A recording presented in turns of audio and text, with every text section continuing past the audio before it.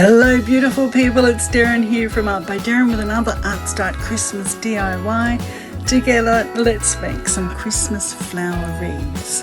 Now I've got a gold circle, and two gold stars to make these, and I've had these flowers from Bunnings. So this is beautiful little pink Grevillia, some lavender, and a sort of Christmas wreath that I got from Spotlight. So just tying it onto the circle, and I discover that it doesn't stay flat.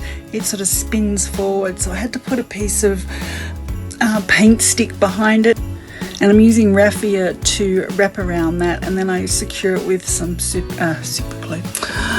Can't speak today, people, sorry. Some hot glue on the back there as well.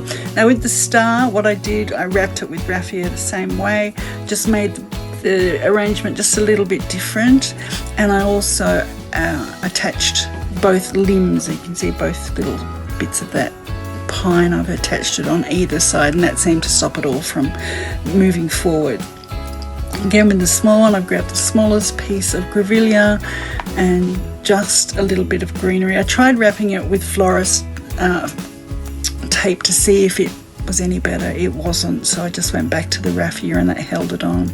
Now this, featuring a stick from my yard. I love this old stick. It's got wonderful bends in it, and I've just got this blue gingham ribbon from Spotlight, and just tying little bows onto that and hanging that, because it's going to go in my dining room, which is blue. Please ignore my dirty windows as I show you this beautiful 3 wreaths hanging from wood, just with some string hanging it from my curtain rod there. It just fills up that window, and I think it makes it look very Christmassy. What do you think? Thanks so much for joining me today. I hope you enjoyed that quick one. Bye for now. Oh, like and subscribe too, please.